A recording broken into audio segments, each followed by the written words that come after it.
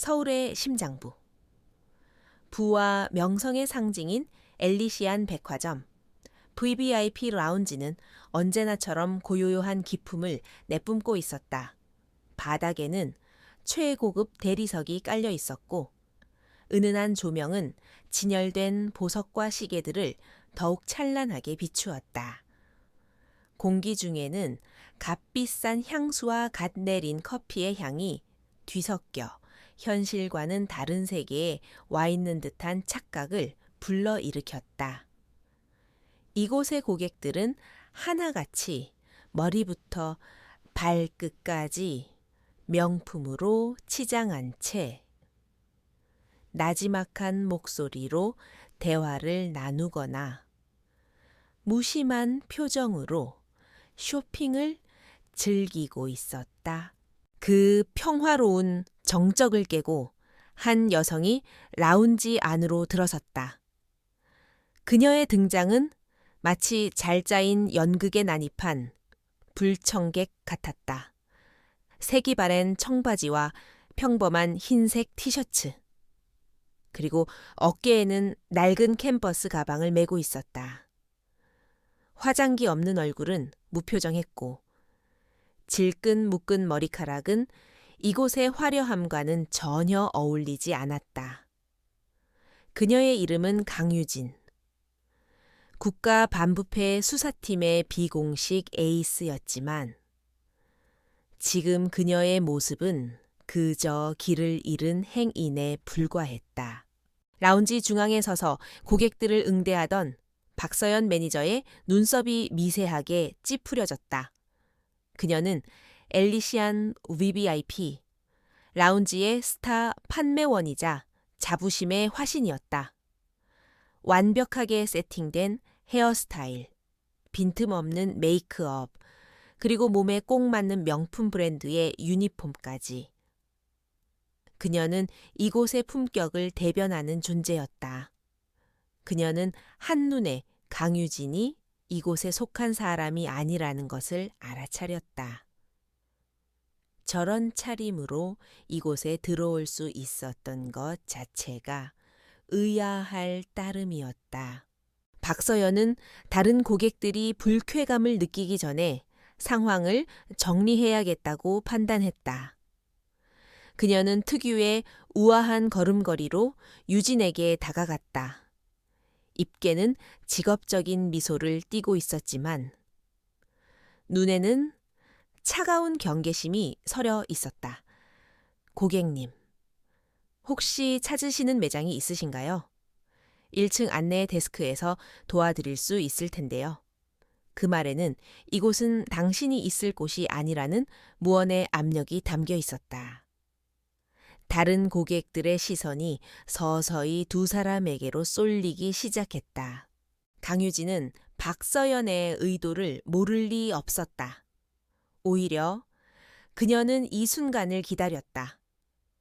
그녀의 임무는 단순한 쇼핑이 아니었다. 이 거대한 부패의 성체를 무너뜨리기 위한 첫 번째 균열을 내는 것. 그것이 그녀의 목적이었다. 유진은 박서연의 말을 못 들은 척 천천히 주변을 둘러보았다. 그녀의 시선은 날카로웠고 모든 것을 꿰뚫어 보는 듯 했다. 잠시 후 그녀의 시선이 한 곳에 멈췄다.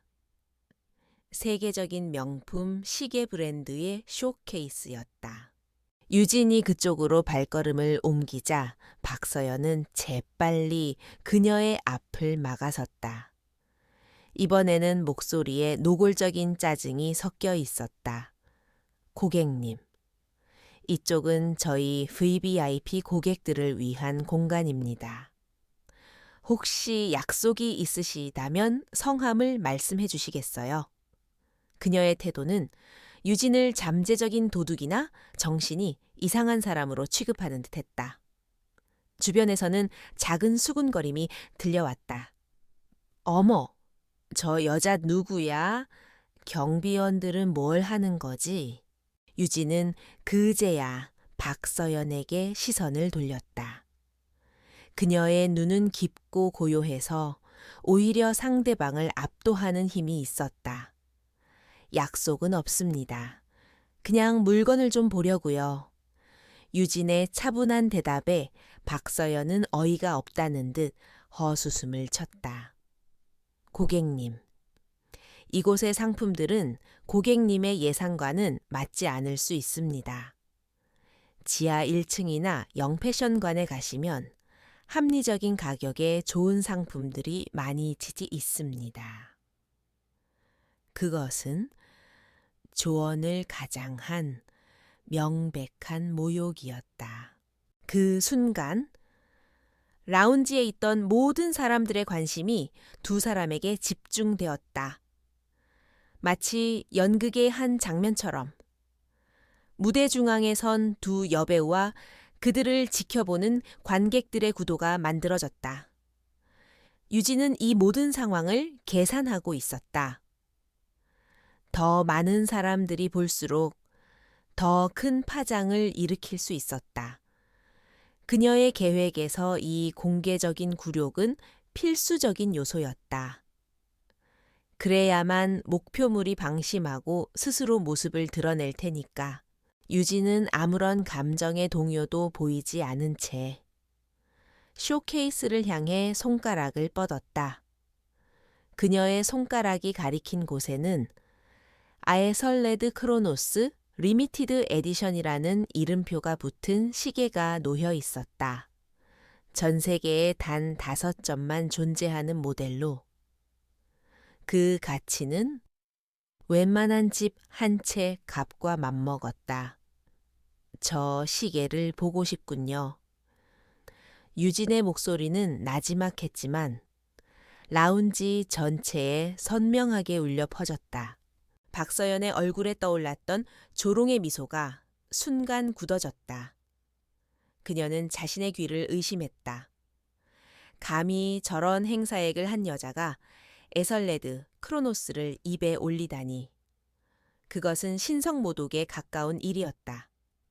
고객님, 장난이 지나치시네요. 저 시계는 단순히 구경만 할 수 있는 상품이 아닙니다.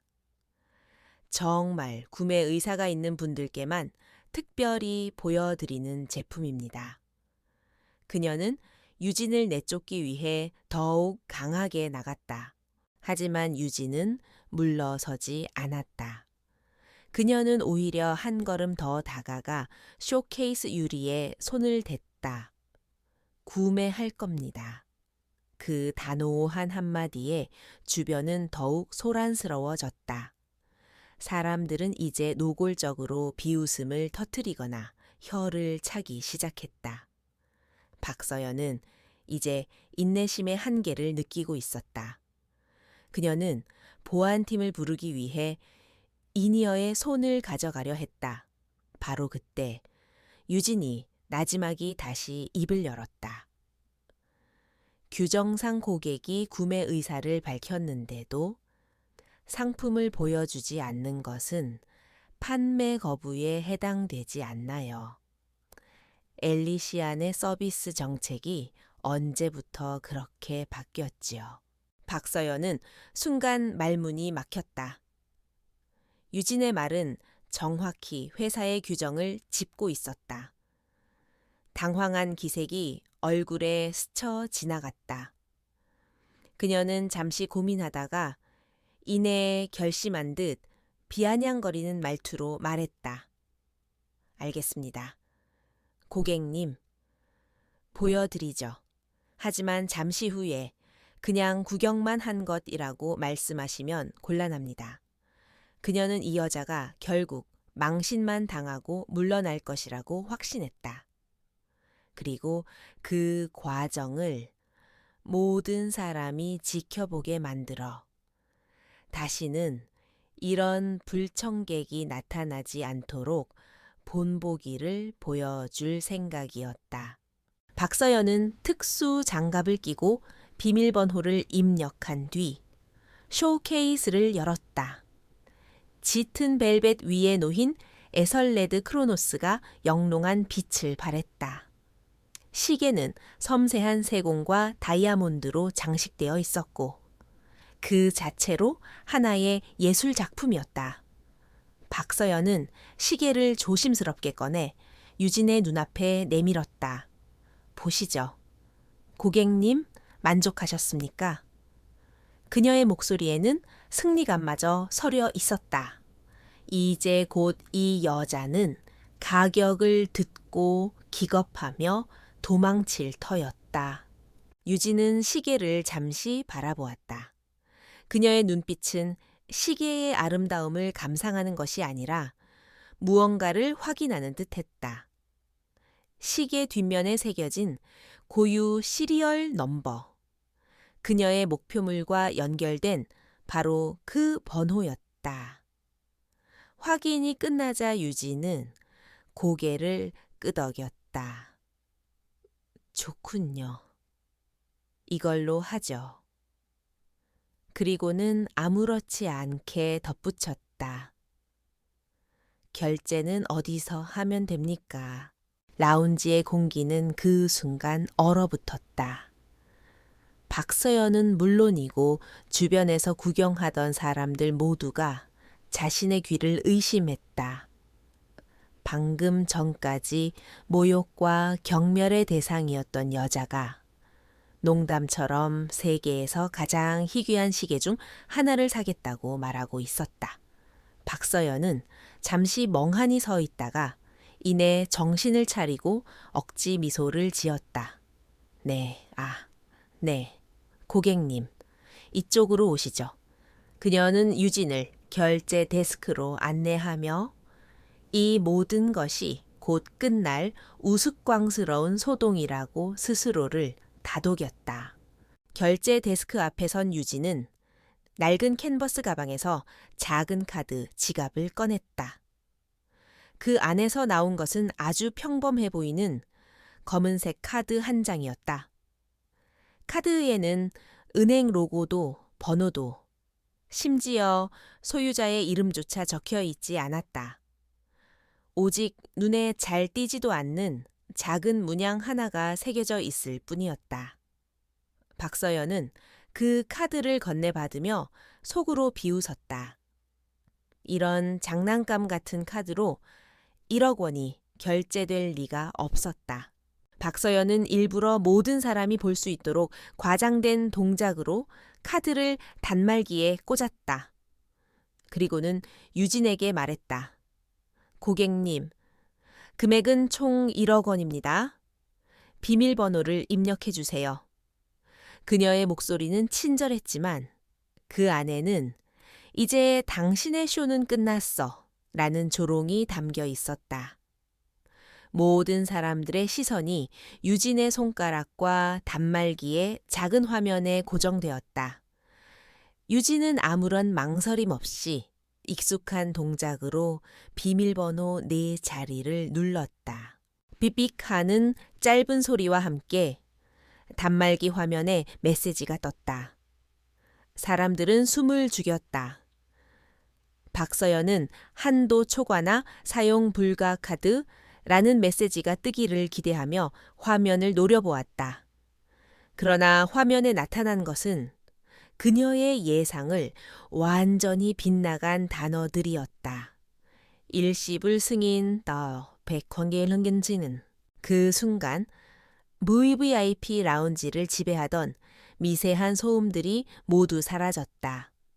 시간마저 멈춘 듯한 절대적인 정적이 흘렀다. 박서연은 눈을 비볐다. 잘못 본 것이라고 생각했다. 하지만 숫자는 선명했고 승인이라는 단어는 꿈쩍도 하지 않았다. 그녀의 입이 살짝 벌어졌고 완벽하게 유지되던 직업적인 미소는 산산조각 나 있었다. 그녀의 얼굴은 새하얗게 질려갔다. 주변에서 구경하던 사람들의 반응도 마찬가지였다. 수군거리던 목소리들은 모두 침묵으로 바뀌었다. 그들의 얼굴에는 경악과 불신, 그리고 뒤늦은 당혹감이 뒤섞여 있었다. 방금 전까지 자신들이 무시하고 경멸했던 저 초라한 여성이 눈 하나 깜짝하지 않고 1억 원을 결제했다는 사실을 그들의 이 상식으로는 도저히 받아들일 수 없었다. 엘리시안, VVIP 라운지 전체가 거대한 충격에 휩싸여 얼어붙었다. 유진은 영수증과 카드를 돌려받아 조용히 지갑에 넣었다. 그녀는 박서연을 쳐다보지도 않았다. 그녀의 얼굴에는 기쁨도 과시욕도 그 어떤 감정도 드러나지 않았다. 마치 편의점에서 껌 한 통을 산 사람처럼 덤덤할 뿐이었다. 포장은 신경 써서 해주시죠. 선물할 거라서 그 나지막한 한마디가 정적을 깨고 박서연의 귓가에 비수처럼 꽂혔다. 그녀는 그제야 정신을 차리고 허둥지둥 대답했다. 네. 네, 고객님? 물론입니다. 최고급으로 포장해 드리겠습니다. 박서연과 다른 직원들은 거의 혼비백산하여 시계를 포장하기 시작했다. 그들의 손놀림에는 이전에 없던 극도의 긴장감과 경외심마저 서려 있었다. 방금 전에 오만하고 거만한 태도는 온데간데 없었다. 유진은 그 모습을 잠시 지켜보다가 조용히 몸을 돌려 라운지를 나섰다. 그녀가 사라진 뒤에도 라운지의 사람들은 한동안 얼어붙은 채 움직이지 못했다. 오직 단말기에 찍힌 1억 원이라는 숫자만이 이 모든 것이 현실이었음을 증명하고 있었다. 박서연은 떨리는 손으로 수화기를 들었다. 그녀는 이 사실을 즉시 보고해야만 했다. 바로 이 백화점의 제왕, 이민혁 이사에게 강유진이 사라진 VVIP 라운지는 폭풍이 휩쓸고 간 뒤의 고요함. 그러나 그 아래에서는 보이지 않는 해일이 밀려오는 듯한 긴장감에 휩싸여 있었다. 직원들은 감히 큰 소리를 내지 못하고 서로 눈치만 살피며 부산하게 움직였다. 방금 전까지 오만하게 고객들을 내려다보던 그들의 얼굴에는 이제 당혹감과 일말의 두려움이 서려 있었다. 특히 박서연 매니저는 핏기 하나 없는 얼굴로 비상연락망을 통해 어딘가로 다급하게 보고를 올리고 있었다. 그녀의 목소리는 미세하게 떨리고 있었지만 최대한 침착함을 유지하려 애썼다. 네, 이사님. 그렇습니다. 신원 미상의 여성이 네, 에설레드 크로노스를 구매했습니다. 일시불로 1억 원이었습니다. 수화기 너머에서는 아무런 대답이 들려오지 않았다. 그 침묵이 박서연의 심장을 더욱 강하게 옥죄었다. 그녀는 이 백화점에 보이지 않는 지배자, 이민혁 이사의 분노가 얼마나 무서운지 잘 알고 있었다. 엘리시안 백화점 최상층. 도시의 정형이 한눈에 내려다 보이는 거대한 통유리창 앞에 이민혁 이사가 서 있었다. 그의 집무실은 그의 성격을 그대로 보여주듯 차가운 금속과 검은색 가구로만 꾸며져 있었다. 불필요한 장식 하나 없는 공간은 오직 권력과 효율성만을 위해 존재하는 듯했다. 손에 들린 전화기에서는 박서연의 떨리는 목소리가 새어 나오고 있었지만 그의 표정에는 아무런 변화도 없었다. 그는 분노조차 통제할 줄 아는 남자였다. 인상착의는 마침내 그가 입을 열었다. 그의 목소리는 낮고 차가웠지만 그 안에 담긴 위압감은 수화기 너머의 박서연을 얼어붙게 만들기에 충분했다. 박서연은 기억을 더듬어 최대한 상세하게 유진의 모습을 묘사하기 시작했다. 낡은 청바지, 평범한 티셔츠, 화장기 없는 얼굴. 그녀의 설명이 길어질수록 이민혁의 미간에 희미한 주름이 잡혔다. 그의 완벽하게 통제된 왕국에 정체불명의 이물질이 끼어든 것 같은 불쾌감이 치밀어 올랐다. 그는 박서연의 보고를 끝까지 들은 뒤 아무런 감정 없이 말했다. 알았다. 다시 연락할 때까지 기다려. 그리고는 일방적으로 전화를 끊었다. 그는 잠시 창밖을 바라보며 생각에 잠겼다. 1억 원. 그에게는 큰 돈이 아니었다. 하지만 그 방식이 문제였다. 마치 잘 짜인 각본처럼. VVIP 라운지 한복판에서 모든 사람의 이목을 집중시키며 벌인 한 편의 쇼. 이것은 단순한 과시욕의 찬 졸부의 행동이 아니었다. 분명한 의도가 숨겨져 있었다. 이민혁은 인터폰을 눌러 비서를 호출했다. 보안실 안태수 실장. 지금 당장 내 방으로 오라고 해. 그의 목소리에는 이제 차가운 분노가 실려 있었다. 안태수 실장은 이민혁의 수족이자 엘리시안의 그림자였다. 백화점의 안전은 물론 이민혁 개인의 비공식적인 문제들까지 처리하는 인물이었다. 그는 호출을 받은 지 5분도 채 되지 않아 이사실 문을 노크하고 안으로 들어섰다. 굳게 담은 입술과 날카로운 눈매가 그의 성격을 말해주고 있었다. 이민혁은 자리에 앉지도 않은 채 안태수에게 CCTV 영상이 재생되고 있는 태블릿 PC를 건넸다. 화면 속에는 강유진이 라운지에 들어서는 순간부터 결제를 마치고 나가는 모습까지의 모든 과정이 담겨 있었다. 이 여자다. 30분 전에 VVIP 라운지에서 1억짜리 시계를 사갔다.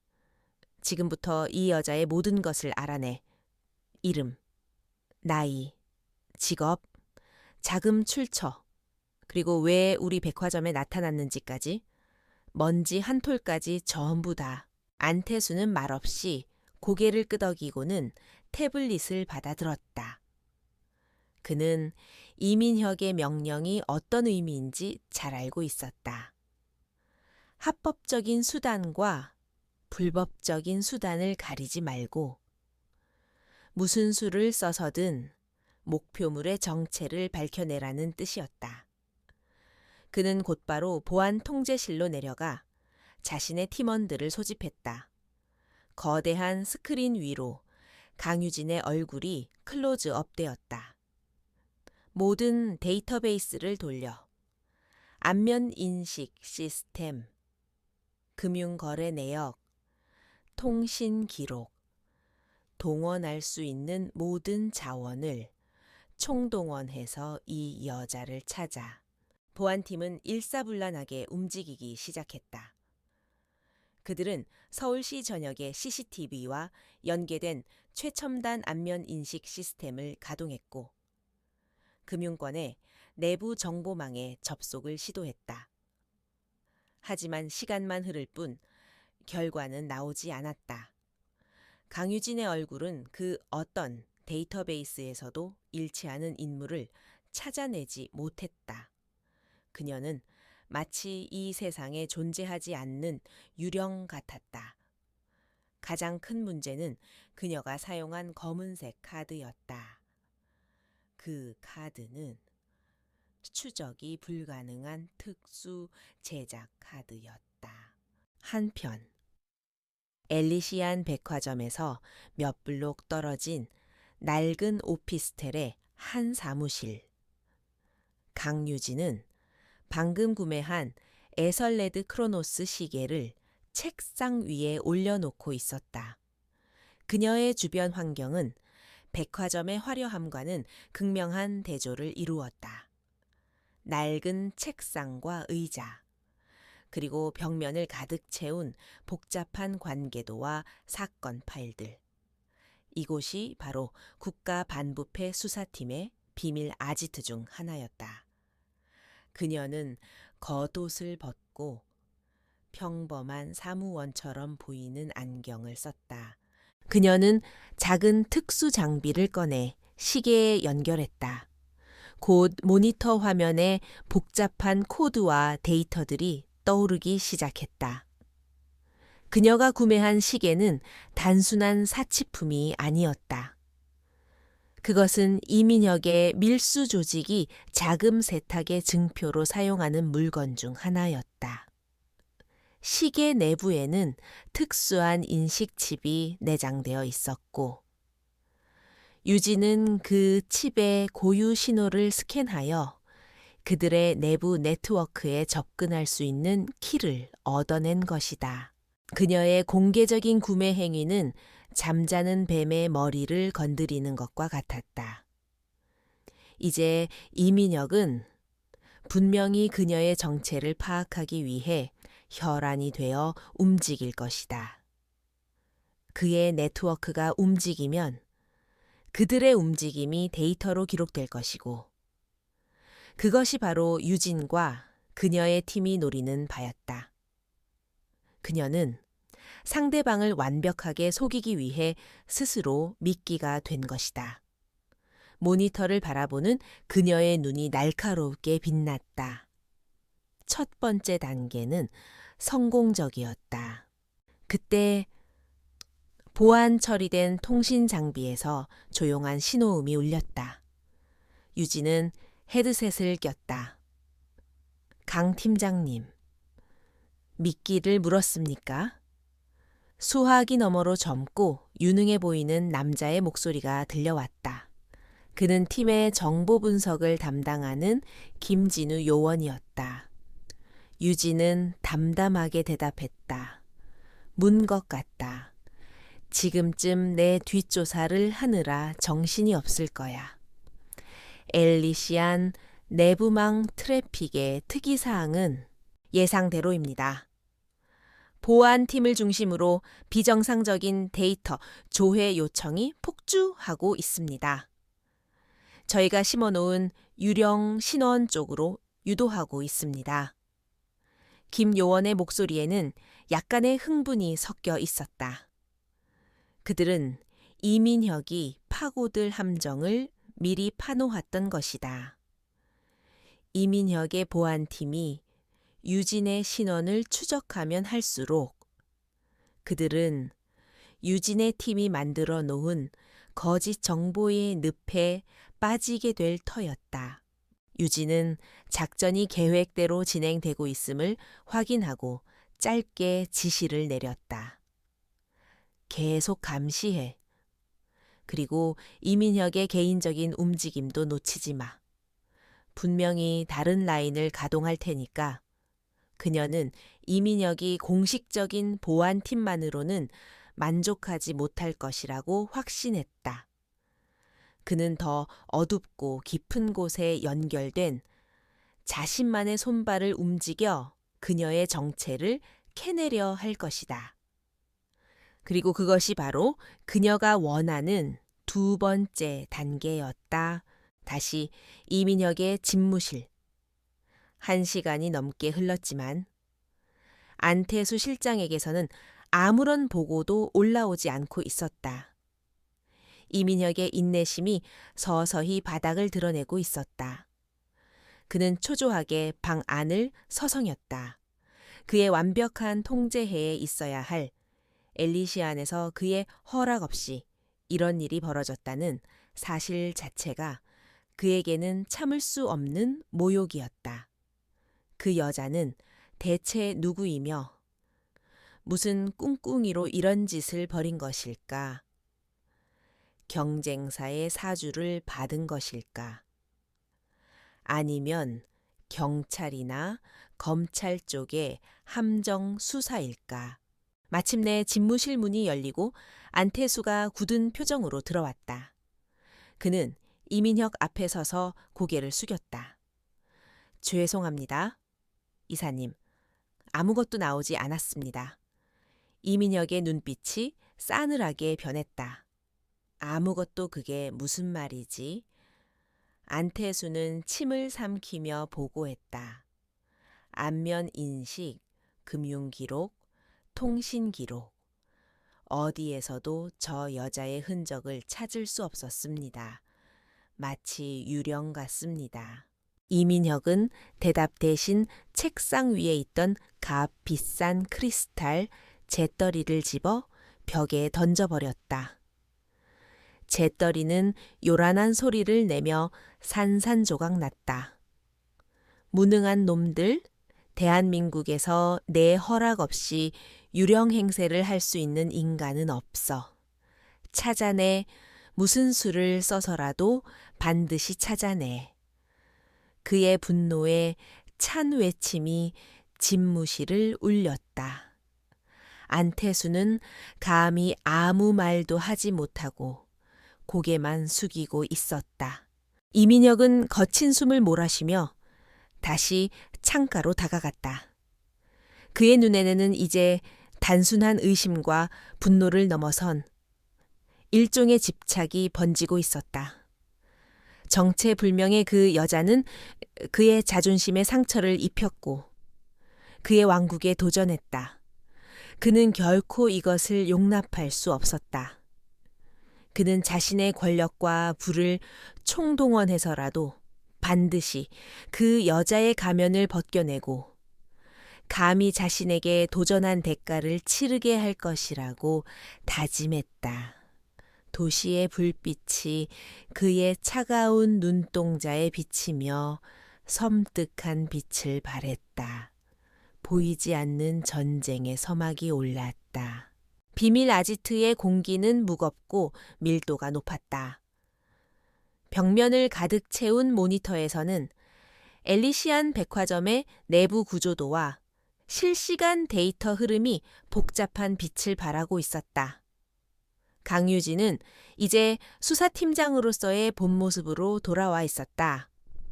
그녀의 눈빛은 문바이IP 라운지에서의 무표정한 모습과는 달리 모든 것을 분석하고 꿰뚫는 예리함으로 가득했다. 그녀의 옆에는 팀의 정보 분석 전문가 김진우 요원이 앉아 키보드를 두드리고 있었다. 이민혁이 동원한 보안팀은 예상대로 우리 쪽에서 흘린 유령 신원에 걸려들었습니다. 지금쯤 존재하지도 않는 인물의 해외 계좌를 추적하느라 헛심을 쓰고 있을 겁니다. 김진우가 모니터에서 눈을 떼지 않은 채 보고했다. 그의 목소리에는 자신감이 넘쳤다. 그들이 몇 달에 걸쳐 설계한 이 정교한 함정은 아직까지 완벽하게 작동하고 있었다. 이 작전의 코드명은 엘리시움. 천국을 가장한 지옥을 무너뜨린다는 의미였다. 이번 작전은 국가반부패 수사팀의 명운이 걸린 프로젝트였다. 이민혁은 단순한 비리 기업인이 아니었다. 그는 정재계를 아우르는 거대한 카르텔의 자금 세탁을 담당하는 핵심 인물이었다. 엘리시안 백화점은 그가 구축한 범죄 제국의 심장이었고 수많은 불법 자금이 명품 거래라는 화려한 포장지 속에서 깨끗하게 세탁되어 나오고 있었다. 과거 몇 차례나 내사를 시도했지만 그의 철저한 방어벽과 정치적 영향력 앞에 번번이 좌절되었다. 그래서 이번에는 전공법이 아닌 변칙적인 접근이 필요했다. 강유진은 스스로 미끼가 되어 적의 심장부로 들어가는 극단적인 방법을 택했다. 그녀가 사용한 검은색 카드는 팀의 비밀 작전 예산과 직결된 특수 결제 수단이었다. 세상의 그 어떤 금융 추적 시스템으로도 그 출처를 밝혀낼 수 없도록 설계된 말 그대로 존재하지 않는 돈이었다. 이 카드의 등장은 이민혁에게 풀 수 없는 수수께끼를 던져줄 것이 분명했다. 유진은 책상 위에 놓인 엘리시안 백화점에 VIP 고객 관리 시스템 분석 보고서를 집어들었다. 그녀의 진짜 목표는 이민혁 한 사람이 아니었다. 그를 지탱하고 있는 시스템 그 자체를 무너뜨려야 했다. VIP 고객 명단과 담당 직원들의 신상 자료는 확보됐나. 그녀의 질문에 김진우는 즉시 관련 파일을 화면에 띄웠다. 수백 명의 상류층 인사들과 그들을 전담하는 직원들의 얼굴과 프로필이 화면을 가득 메웠다. 유진은 그들의 자료를 하나하나 꼼꼼히 살피기 시작했다. 그녀가 찾고 있는 것은 시스템의 가장 약한 골이었다. 재정적인 어려움을 겪고 있거나 이민혁에게 개인적인 원한을 품고 있거나 혹은 아직 양심이 남아있는 내부자. 그런 인물을 찾아내 접근해야만 겉으로 드러나지 않는 그들의 비밀 거래 장부를 손에 넣을 수 있었다. 이것은 고도의 심리전이자 정보전이었다. 같은 시각, 이민혁은 자신의 집무실에서 안태수 실장을 거칠게 몰아붙이고 있었다. 그의 얼굴은 분노와 조바심으로 붉게 달아올라 있었다. 아직도 못 찾았나? 내 백화점에서 1억을 쓰고 유유히 사라진 여자의 그림자 하나도 못 찾는다는 게 말이 된다고 생각하나? 그의 고함에 안태수는 죄인처럼 고개를 숙일 뿐이었다. 최첨단 보안 시스템과 업계 최고의 전문가들을 동원했지만 결과는 없음이었다. 이민혁은 점차 편집증적인 의심에 사로잡히기 시작했다. 혹시 내부의 소행은 아닐까? 자신의 비밀을 알고 있는 누군가가 자신을 위협하기 위해 벌인 짓일지도 모른다. 아니면 경쟁 그룹에서 보낸 첩자일 수도 있다. 그는 자신의 주변에 있는 모든 사람을 의심의 눈초리로 바라보기 시작했다. 언제나 모든 것을 통제해왔던 그에게 통제 불가능한 변수의 등장은 견딜 수 없는 불안감을 안겨주었다. 결국 이민혁은 공식적인 라인만으로는 한계가 있다고 판단했다. 그는 안태수를 물러나게 한 뒤 서재의 비밀 금고에서 암호화된 특수 통신 장비를 꺼내 들었다. 그는 짧은 번호를 누르고 누군가를 호출했다. 수화기 너머에서는 기계처럼 감정이 없는 목소리가 들려왔다. 무슨 일이시죠, 이사님? 그는 법의 테두리 밖에서 활동하는 해결사, 그림자라고 불리는 남자였다. 이민혁이 가장 더러운 일을 처리할 때만 이용하는 마지막 카드였다. 사람을 하나 찾아야겠다. 이민혁은 낮은 목소리로 말했다. 여의도에 있는 낡은 오피스텔을 쓰고 겉보기에는 평범하기 짝이 없지. 하지만 그 실체는 아무도 모른다. 내가 가진 모든 자원을 동원해도 꼬리가 잡히지 않는 여자다. 그는 강유진의 인상착의와 어제 있었던 일을 간략하게 설명했다. 수단과 방법은 가리지 않는다. 그녀의 정체를 알아내 성공하면 네가 원하는 것 이상을 주겠다. 알겠습니다. 그림자는 짧게 대답하고는 전화를 끊었다. 이민혁은 통신 장비를 다시 금고에 넣으며 차가운 미소를 지었다. 자신의 공식적인 보안팀이 찾지 못한다면 어둠 속에서 움직이는 자들을 이용하면 그만이었다. 그 여자 역시 결국은 사람일 뿐이고 사람이 사는 세상에 비밀은 없다고 그는 믿었다. 그가 이 사실을 알아차렸을 때 유진의 팀의 감시망에 경고등이 켜졌다. 김진우 요원의 손가락이 다급하게 움직였다. 팀장님, 이민혁이 움직였습니다. 암호화된 외부 통신 기록이 포착되었습니다. 수신자는 그림자로 알려진 해결사, 본명은 윤성호입니다. 모니터 화면에는 한 남자의 사진과 함께 그의 범죄 기록들이 빼곡히 나열되었다. 청부 폭력, 불법 정보 수집, 납치까지. 그는 돈만 받으면 무슨 짓이든 하는 위험한 인물이었다. 강유진의 입가에 희미한 미소가 떠올랐다. 모든 것이 그녀의 예측대로 흘러가고 있었다. 이민혁은 스스로 제국의 성벽 밖으로 나와 어둠 속으로 발을 들여놓았다.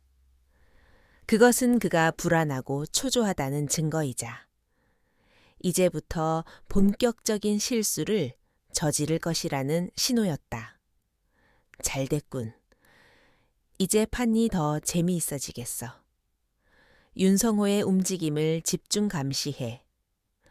그가 우리에게 이민혁에 숨겨진 연결고리를 물어다 줄 테니 이제 수사팀의 목표는 2개가 되었다.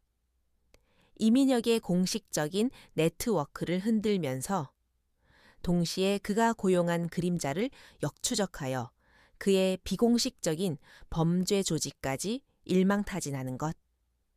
유진은 다시 VIP 직원 명단으로 시선을 돌렸다.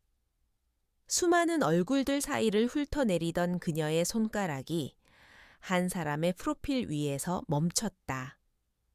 그 직원은 최근 거액의 도박 빚을 지고 사채업자들에게 시달리고 있다는 정보가 있었다.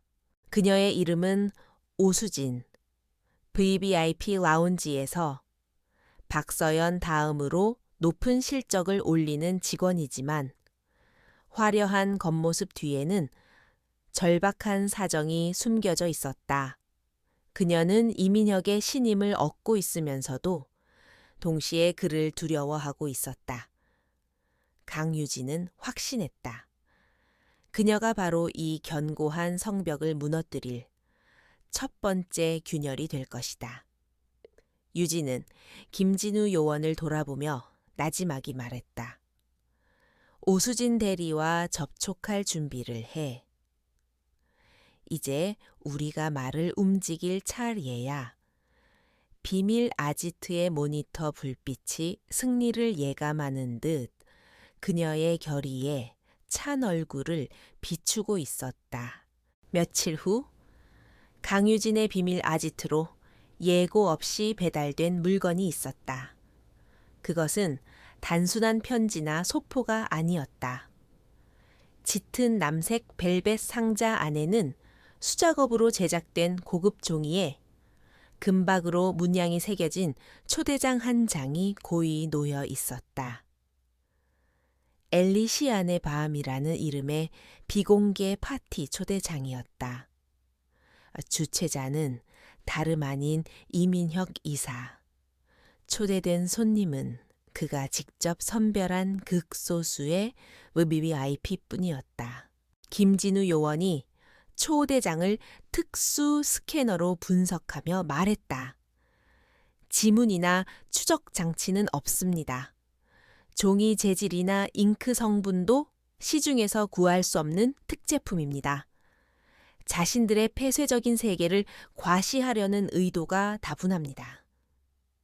강유진은 말없이 초대장을 바라보았다. 호랑이가 마침내 자신의 굴로 들어오라고 손짓을 보내온 것이다. 이민혁은 그녀의 정체를 밝혀내지 못하자 차라리 자신의 영역 안으로 끌어들여 정체를 파악하고 통제하려 하고 있었다. 작전은 새로운 국면으로 접어들었다.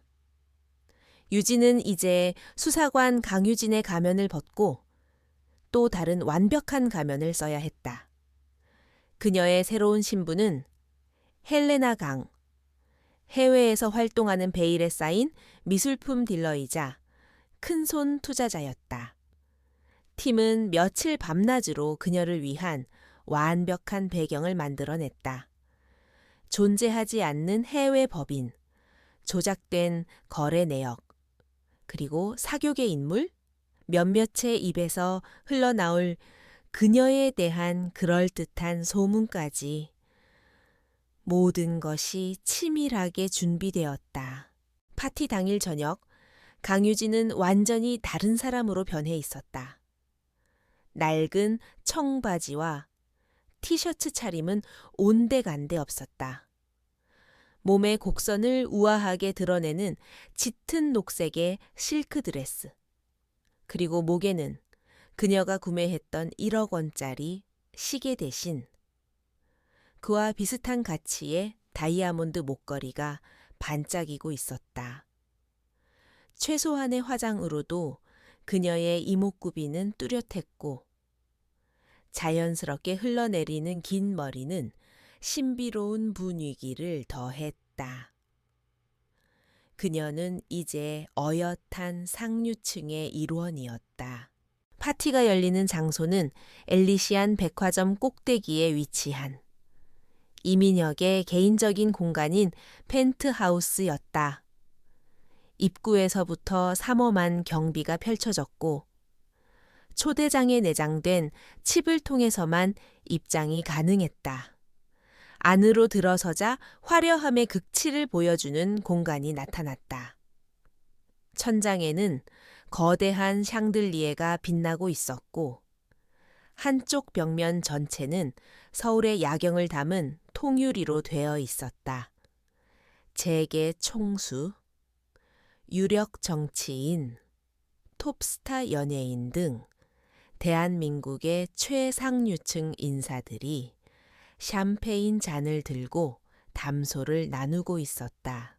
헬레나 강, 즉 강유진의 등장은 파티장에 미묘한 파문을 일으켰다. 모두가 서로 아는 사이인 이 폐쇄적인 공간에 나타난 낯선 동양 여성의 존재는 즉시 모두의 호기심을 자극했다. 그녀는 누구의 시선도 의식하지 않은 채 우아한 걸음으로 파티장 중앙으로 향했다.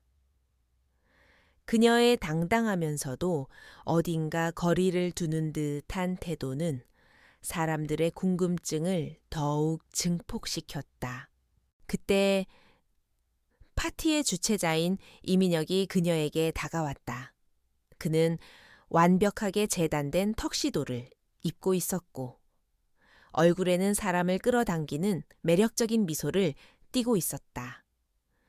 귀한 걸음을 해주셔서 감사합니다. 강 선생, 소문으로만 듣던 분을 직접 뵙게 되어 영광입니다. 그의 목소리는 꿀처럼 달콤했지만 그의 눈은 상대를 평가하고 분석하는 차가운 빛을 띠고 있었다. 그와 유진의 첫 대면이었다. 유진은 희미하게 미소 지으며 그의 잔에 자신의 잔을 가볍게 부딪혔다. 초대해 주셔서 감사합니다. 이 이사님, 서울에서 가장 뜨거운 파티라고 들었는데 명성 그대로군요. 그녀의 목소리는 차분하고 기품이 있었지만 묘한 거리감이 느껴졌다.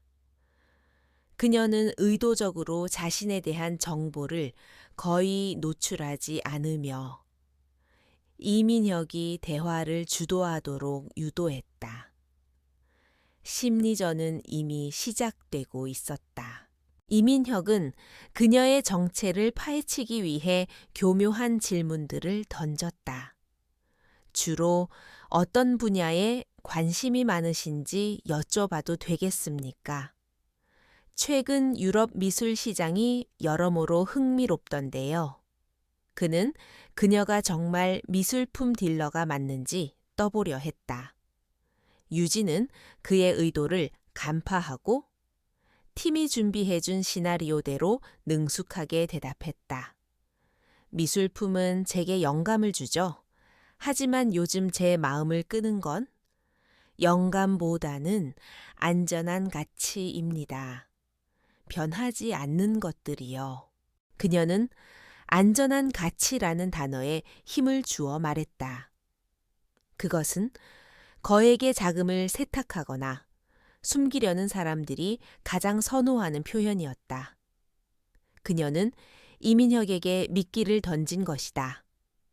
자신은 당신들과 같은 부류의 사람이며 거대하고 은밀한 거래에 관심이 있다는 신호였다.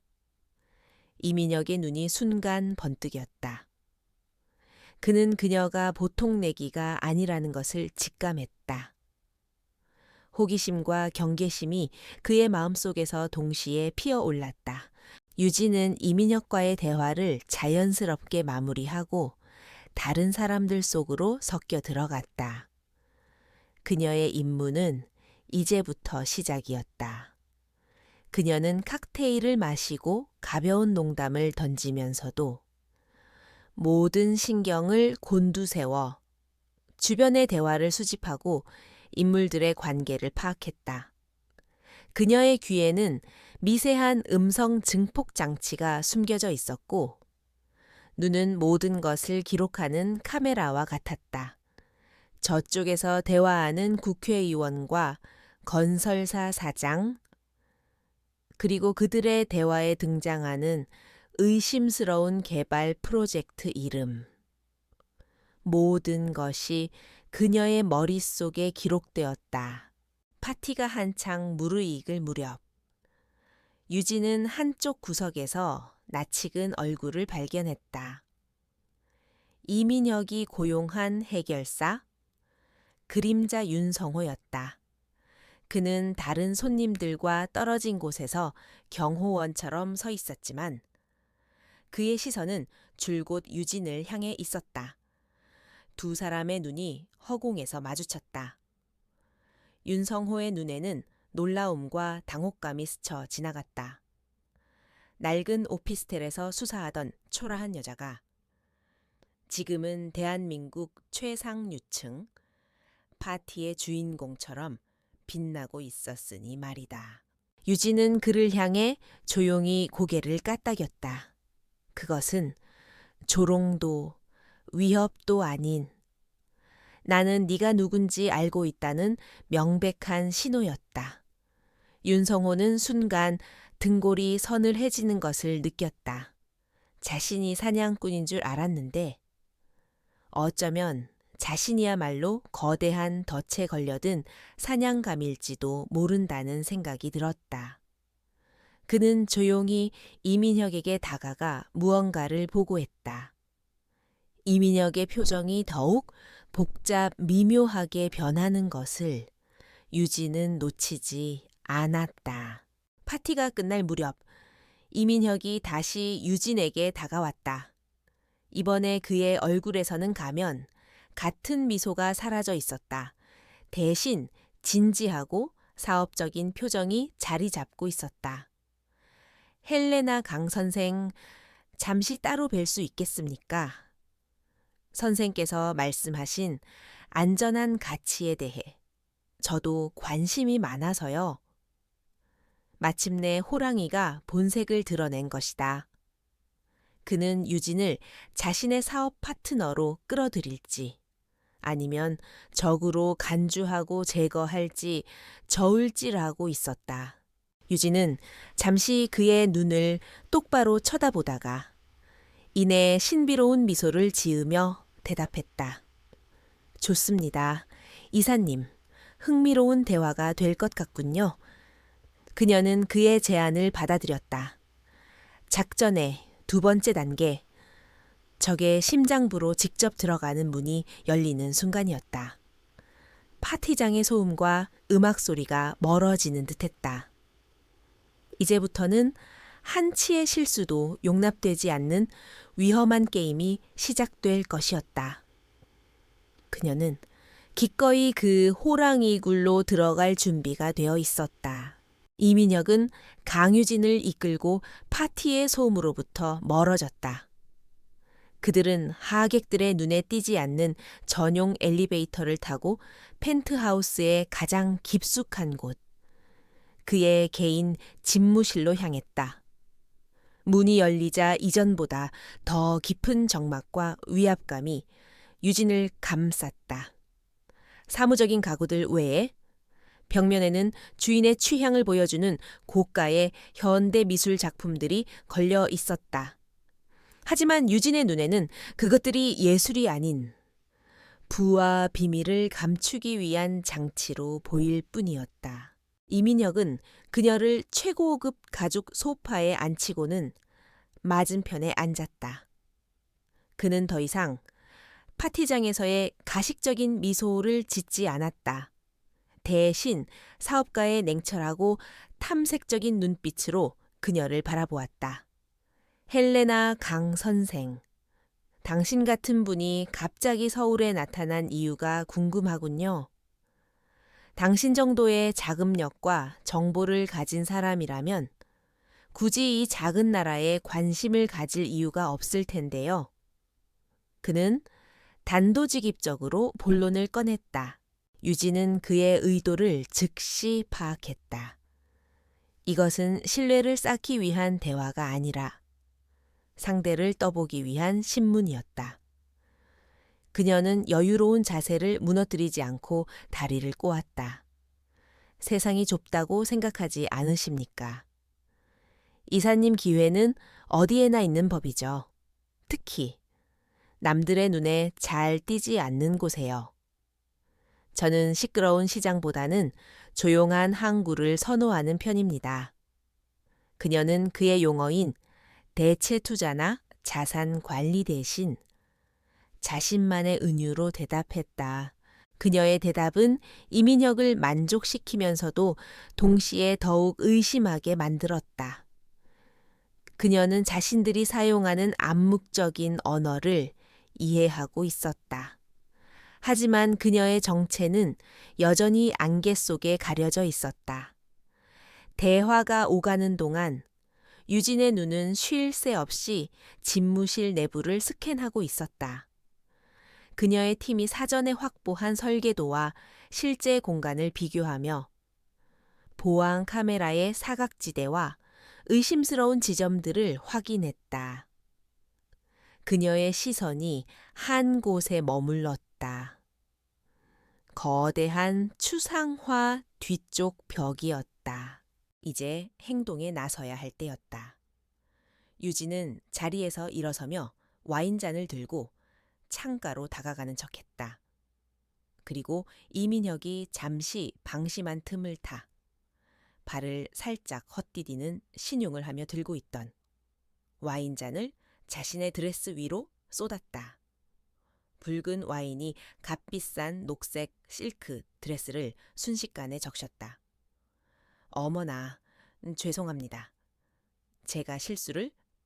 그녀의 목소리에는 당황한 기색이 역력했지만 눈빛은 서늘하게 빛나고 있었다. 이민혁의 얼굴에 순간적으로 짜증이 스쳐 지나갔다.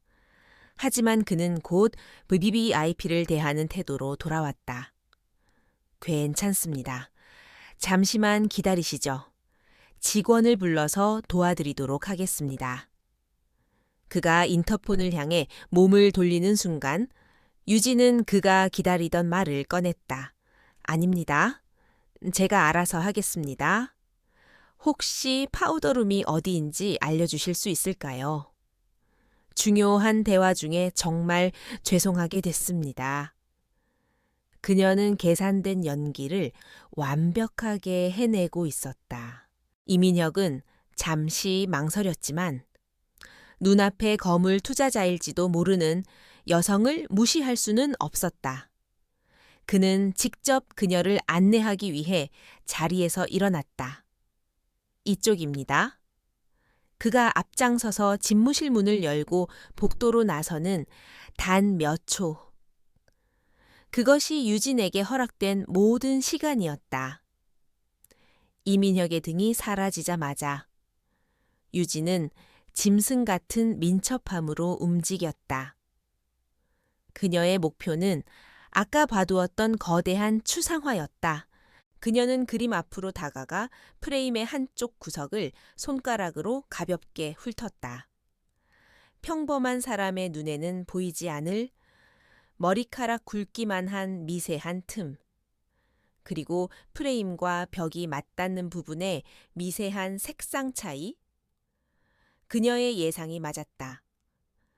이 그림 뒤에는 비밀 금고나 공간이 숨겨져 있었다. 그녀는 반지에 숨겨져 있던 초소형 스캐너를 작동시켜 그림 주변의 전자파와 잠금 장치의 신호를 스캔했다. 열쇠는 아니더라도 자물쇠의 종류를 알아낼 단서는 확보한 것이다. 임무를 마친 그녀가 몸을 돌리는 순간 등 뒤에서 서늘한 기척이 느껴졌다. 그녀는 돌아보지 않고도 알 수 있었다. 혼자가 아니었다. 집무실 입구에는 그림자 윤성호가 소리 없이 서 있었다. 이민혁이 의심을 거두지 않고 그를 붙여놓은 것이다. 팽팽한 긴장감이 방 안을 감돌았다. 그는 아무 말도 하지 않았지만 그의 존재 자체가 무언의 압박이었다. 당신이 하는 짓을 다 봤다고 말하는 듯했다. 유진은 조금도 당황하지 않았다. 그녀는 천천히 몸을 돌려 그를 마주 보았다.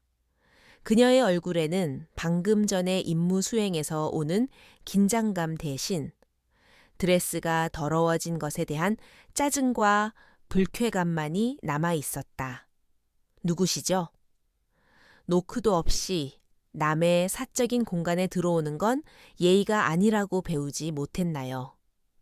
그녀는 오히려 상대를 몰아붙였다. 그녀의 차가운 목소리와 당당한 태도에 윤성호의 눈썹이 살짝 꿈틀거렸다. 그는 잠시 유진을 뜯어보듯 바라보다가 이내 감정 없는 목소리로 대답했다. 이사님의 손님께 무슨 문제가 생긴 것은 아닌지 확인하러 왔을 뿐입니다. 문제라면 있죠. 당신이 문제예요. 지금 당장 나가지 않으면 당신 상사에게 직접 항의해야겠군요. 두 사람 사이에는 보이지 않는 불꽃이 튀었다. 한쪽은 어둠 속에서 상대를 관찰하는 사냥꾼이었고 다른 한쪽은 그 사냥꾼의 의도를 역이용하는 더 노련한 전문가였다. 바로 그때 이민혁이 돌아왔다. 그는 자신의 집무실에서 대치하고 있는 두 사람을 보고는 잠시 걸음을 멈췄다. 그의 얼굴에 의심의 빛이 더욱 짙어졌다. 이 우연처럼 보이는 상황들이 결코 우연이 아닐 수도 있다는 생각이 그의 머리를 스쳤다. 그는 애써 태연한 표정을 지으며 상황을 수습하려 했다. 강 선생, 무슨 일이라도 있었습니까? 아, 이쪽은 제 개인 경호를 담당하는 직원입니다. 오해가 있었던 모양이군요. 유진은 더 이상 아무 말도 하지 않았다. 그녀는 이민혁을 한번 쳐다보고는 경멸이 섞인 눈빛으로 윤성호를 훑어본 뒤 그대로 집무실을 나섰다. 오늘은 이만 돌아가야겠습니다. 파티의 흥이 깨져버렸군요. 사업 이야기는 다음에 다시 하도록 하죠. 이사님, 당신의 보안이 조금 더 나아진 후의 말입니다. 그녀의 마지막 말은 이민혁의 자존심에 비수처럼 꽂혔다. 유진은 펜트하우스를 떠나면서 등 뒤에서 느껴지는 두 남자의 시선을 똑똑히 느꼈다. 그녀는 임무를 완수했다. 이민혁의 비밀 금고 위치를 확인했고 동시에 그의 심리를 성공적으로 흔들어 놓았다. 하지만 그녀는 이제 게임의 판도가 바뀌었다는 것 또한 알고 있었다. 지금까지가 탐색전이었다면 이제부터는 진짜 전쟁의 시작이었다. 이민혁과 그의 그림자는 더 이상 그녀를 관찰만 하지 않을 것이다. 그들은 본격적으로 그녀를 사냥하기 위해 움직일 것이다. 쫓고 쫓기는 심리전이 막을 올렸다. 이민혁의 펜트하우스에는 파티의 열기가 사라진 뒤 차갑고 무거운 침묵만이 감돌았다. 그는 윤성호와 마주 앉아 있었다. 테이블 위에는 헬레나 강이라는 이름이 적힌 파일이 놓여 있었지만 그 내용은 텅 비어 있었다. 윤성호는 감정이 없는 목소리로 보고했다.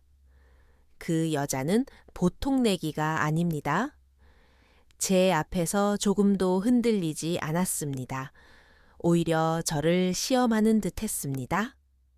집무실에서의 소동 역시 의도된 행동일 가능성이 높습니다. 이민혁은 손가락으로 테이블을 초조하게 두드렸다.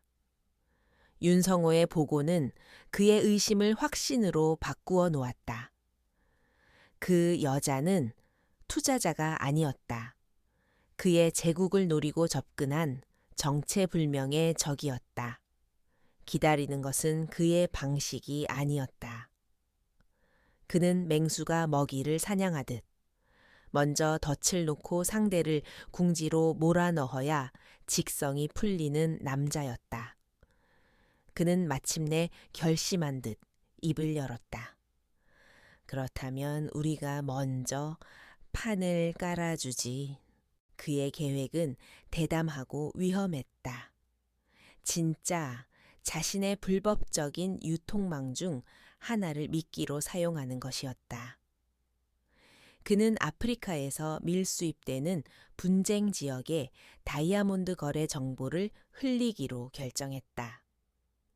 물론 거래될 다이아몬드는 가짜였지만 거래 시간과 장소, 그리고 거래에 참여할 중간 책임자는 모두 진짜였다.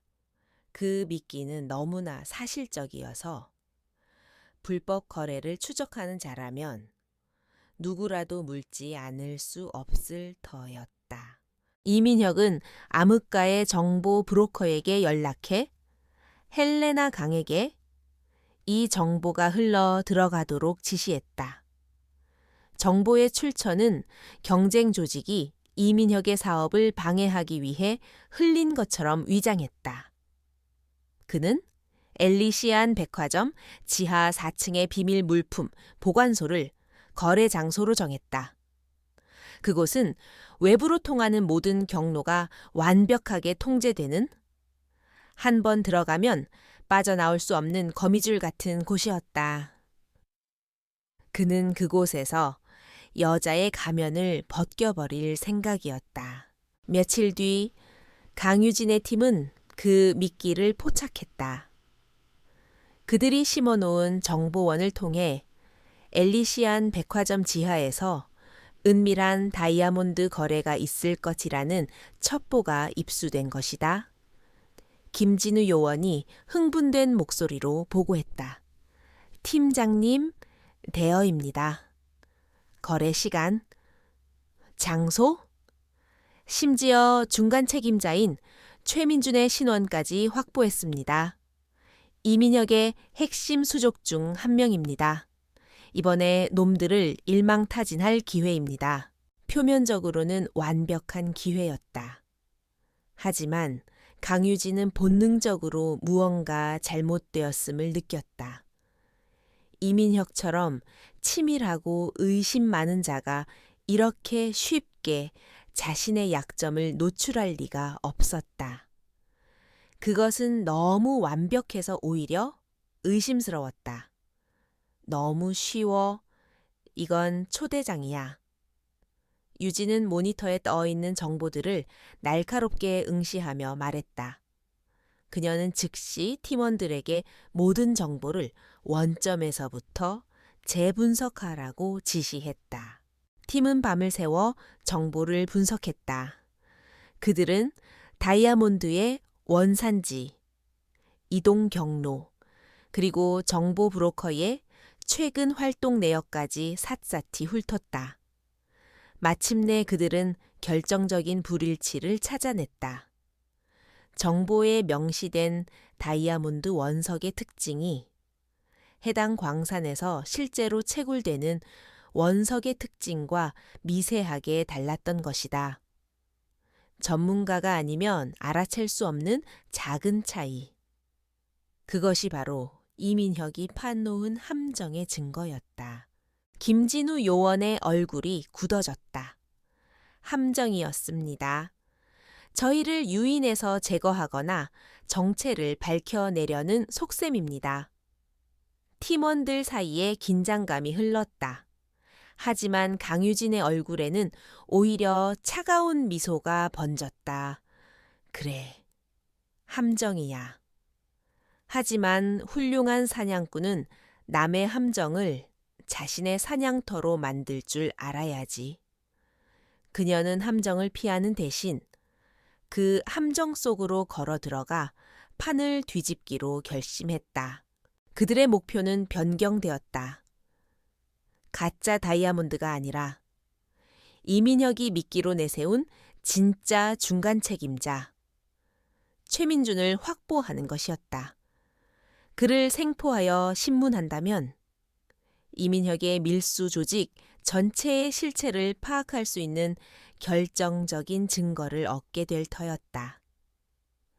강유진의 팀은 이민혁의 계획을 역이용하는 대담한 역공작전을 수립하기 시작했다.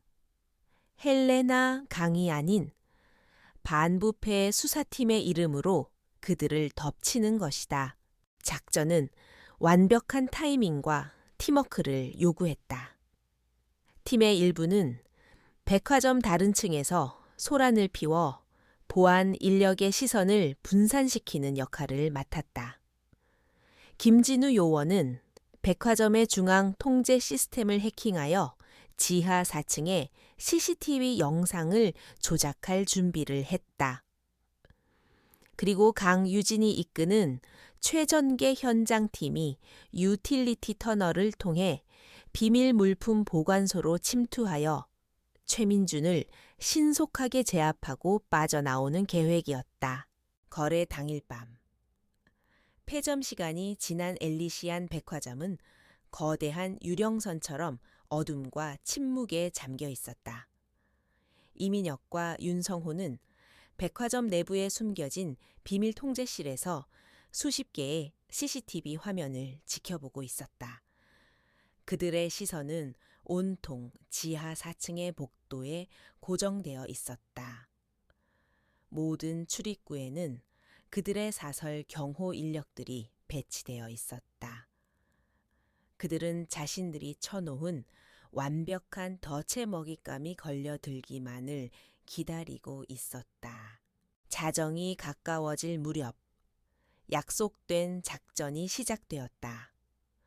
백화점 3층 명품관에서 갑자기 화재 경보기가 요란하게 울리기 시작했다.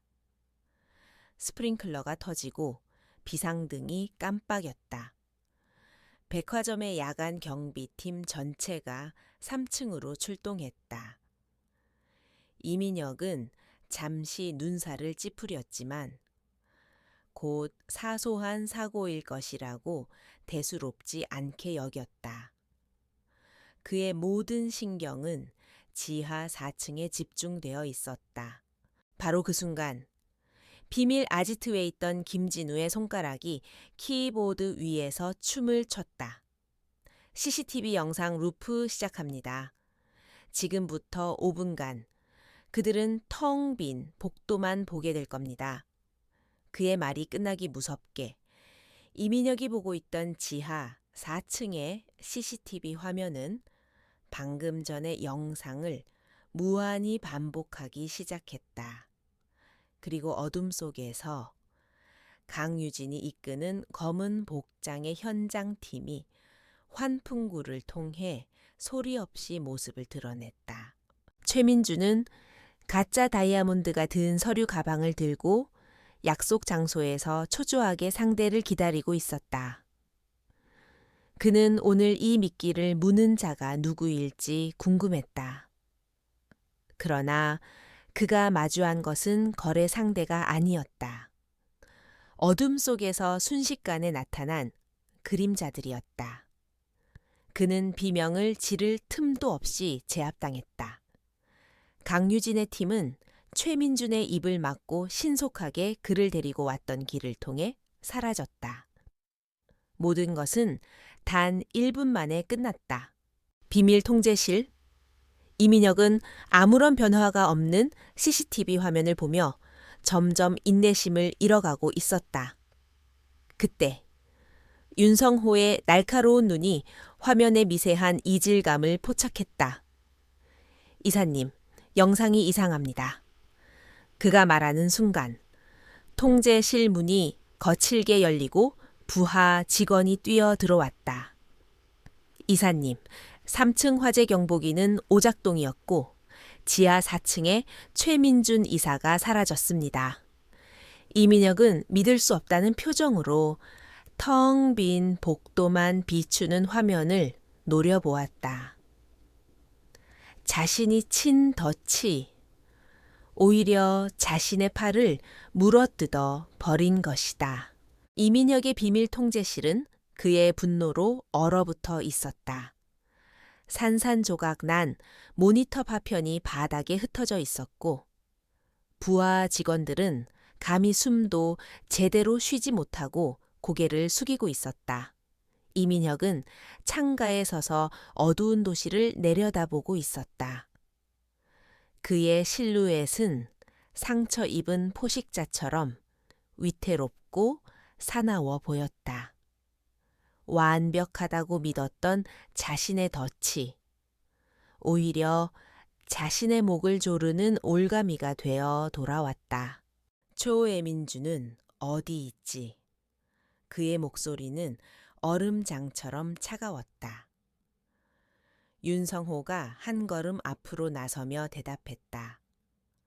모든 연주를 동원해 찾고 있습니다만 흔적도 없이 사라졌습니다. 전문적인 납치 수법입니다. 이민혁은 코웃음을 쳤다. 납치 아니, 이건 사냥이다. 상대는 우리를 훤히 꿰뚫어 보고 있어. 우리 중 내부에 쥐새끼가 있거나 아니면 상대가 우리가 상상하는 것 이상의 조직이라는 뜻이겠지. 그의 눈에는 깊은 불신과 편집증적인 광기가 서려 있었다. 최민준의 실종은 단순한 부하 한 명을 잃은 것 이상의 의미였다. 최민준은 그의 비밀 장부와 자금 흐름의 상당 부분을 꿰고 있는 살아있는 증거였다. 만약 그가 입을 연다면 이민혁이 공들여 쌓아 올린 범죄의 제국은 순식간에 무너질 수도 있었다. 이민혁은 이제 헬레나 강이라는 유령을 잡는 것을 넘어 자신의 생존을 위해 발버둥 쳐야 하는 상황에 몰린 것이다. 그의 조급함은 그를 더욱 무모하고 위험한 선택으로 내몰고 있었다. 같은 시각 강유진의 비밀, 아지트 지하에 위치한 취조실에서는 또 다른 전쟁이 벌어지고 있었다. 붙잡혀 온 최민주는 처음에는 오만하고 거만했다. 그는 자신이 곧 풀려날 것이라고 굳게 믿고 있었다. 이민혁이라는 거대한 뒷배가 자신을 지켜줄 것이라고 확신했다. 그는 의자에 묶인 채 강유진을 비웃으며 말했다. 당신들, 지금 누굴 건드렸는지 알고나 하는 짓인가? 내일 아침이면 당신들 모두 무사하지 못할 거야. 강유진은 아무런 대꾸 없이 그저 그를 바라볼 뿐이었다. 그녀는 폭력이나 협박을 사용하지 않았다. 대신 그녀는 책상 위에 서류 뭉치 하나를 던졌다. 그것은 최민준 개인의 비리 장부였다. 그가 이민혁의 자금을 관리하며 몰래 빼돌린 돈의 액수, 해외에 숨겨둔 비밀 계좌, 그리고 내연녀의 집 문서까지 최민준의 얼굴이 순식간에 굳어졌다. 이것은 이민혁조차 모르는 자신만의 비밀이었다. 초해민준 씨, 당신은 지금 이민혁 이사의 충실한 부하가 아니라 회사 돈이나 빼돌리는 좀도둑으로 여기에 앉아 있는 겁니다. 강유진의 목소리는 차분했지만 모든 단어가 비수가 되어 그의 심장에 박혔다. 우리는 당신이 없어도 이민혁을 무너뜨릴 충분한 증거를 가지고 있어. 당신은 그냥 버려지는 카드일 뿐이야. 하지만 난 당신에게 기회를 주려고 해. 그녀는 두 번째 서류 뭉치를 꺼내 보였다. 그것은 가명 협상 제안서였다. 최민준의 충성심이 흔들리기 시작했다. 강유진은 마지막 쐐기를 박았다. 그녀는 녹음 파일 하나를 재생했다. 그 안에는 최민준이 납치되기 직전 이민혁이 윤성회에게 내리는 지시가 담겨 있었다. 만약 일이 잘못되면 최민준을 처리해 꼬리만 남기고 몸통은 빠져나가야 하니까. 최민준의 얼굴이 절망으로 하얗게 질려갔다.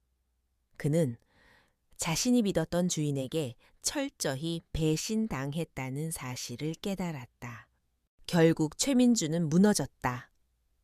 그는 자신이 아는 모든 것을 털어놓기 시작했다. 그의 입에서는 이민혁의 범죄 제국을 뿌리째 뒤흔들 수 있는 엄청난 비밀들이 쏟아져 나왔다. 이민혁의 사무실에 있던 비밀 금고는 위장이었고 진짜 장부는 암호화된 클라우드 서버에 분산 저장되어 있다는 사실, 그리고 며칠 뒤 해외 범죄 조직과 연계하여 천문학적인 규모의 비자금을 해외로 빼돌릴 계획이라는 것까지.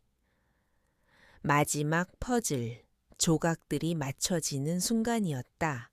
한편 최민준이 입을 열었다는 사실을 꿈에도 모르는 이민혁은 최악의 수를 두고 있었다. 그는 예정보다 앞당겨 비자금을 해외로 밀반출하기로 결정했다. 더 이상 지체하다가는 모든 것을 잃을 수 있다는 불안감이 그를 덮쳤다.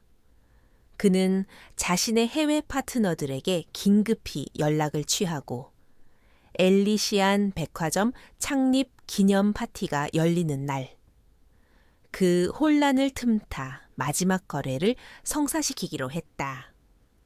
그것은 그의 마지막 도박이었다. 이민혁의 위험한 움직임은 즉시 강유진의 팀의 감시망에 포착되었다. 최민준에게서 얻어낸 접속 코드로 그들의 비밀 통신을 감청하고 있었기 때문이다. 팀장님, 이민혁이 움직입니다. 창립 기념 파티를 위장해서 자금 전부를 빼돌릴 계획입니다. 날짜는 사흘 뒤입니다. 김진우 요원의 목소리가 다급했다. 이것은 위기이자 동시에 다시 없을 기회였다. 범죄의 주모자와 모든 증거, 그리고 공범들까지 한자리에 모이는 날이었다. 강유진은 결단을 내렸다. 이제는 어둠 속에서 움직일 때가 아니었다. 세상의 빛 아래에서 모든 것을 끝내야 했다. 그녀는 팀원들을 모두 소집했다. 지금부터 엘리시움 작전의 마지막 단계를 시작한다. 우리의 목표는 단순한 체포가 아니다. 이민혁이 자신의 부와 권력을 과시하기 위해 만든 바로 그 무대에서 그의 제국이 어떻게 무너지는지를 모든 사람들에게 보여주는 것이다. 그녀는 엘리시안 백화점의 설계도와 창립 기념 파티의 계획안이 띄워진 거대한 스크린 앞에 섰다. 그녀의 눈은 이글거리는 불꽃처럼 타오르고 있었다. 수개월에 걸친 길고 긴 추적의 끝이 보이고 있었다. 모든 증거는 확보되었고 마지막 결전을 위한 계획은 세워졌다. 이제 남은 것은 거대한 폭풍의 중심부로 걸어 들어가는 것뿐이었다. 그녀는 팀원들을 돌아보며 마지막 명령을 내렸다. 움직이자. 정의를 위한 마지막 전쟁에 서막이 올랐다. 엘리시안 백화점 창립 기념 파티가 열리는 날, 백화점의 그랜드 홀은 대한민국 상류층의 축소판을 보는 듯했다.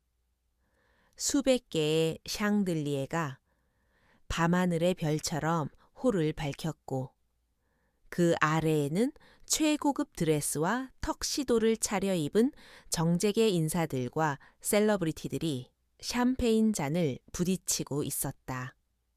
공기 중에는 값비싼 향수와 음식 냄새, 그리고 성공에 대한 자부심과 은밀한 욕망이 뒤섞여 있었다.